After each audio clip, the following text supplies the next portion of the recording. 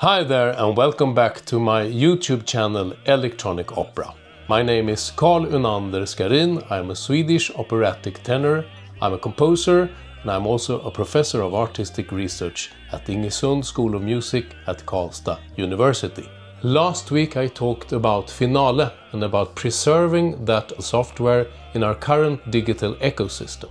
This week I will continue that thought. I will bring really old music back to our current times with a 160-year-old opera by Georges Bizet, The Pearlfishers. Bizet is of course much more famous for his opera Carmen, one of the few operas that is played all over the globe every year because it's so beautiful. This composer was incredibly good at writing beautiful melodies, and in the Pearlfishers there are some really fantastic pieces of music like the tenor aria Je crois entendre encore, which I have been singing my whole professional life.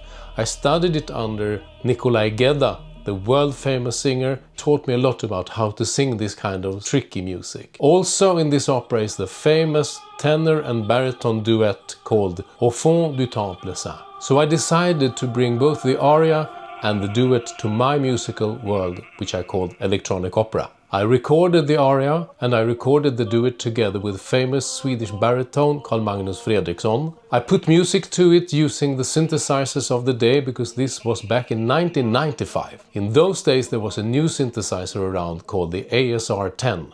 It was built by Ensoniq. It had those patch buttons, which you can see here. This is actually an ASR-88 that I still use as my master keyboard, and it still has all these incredible digital facilities. So I was sampling sounds and recreated the orchestra through those sounds.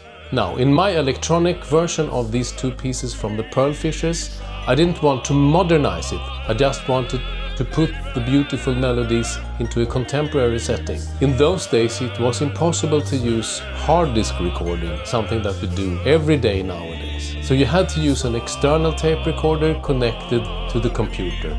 And of course in those days the Macintosh was so new, so I was using my old ataristacy. As you can see here, that computer was equipped with 2 MIDI ports, so it was particularly built for musical purposes. So one of the reasons that we wanted to do this recording was to create music for an interactive installation based on the Pearlfishers. Together with Asaunanderscharin, dancer and choreographer and also creator of interactive audience installations. This installation was done. It is built on the idea that the audience touches the water, and when they touch the water they will play back the video and the audio.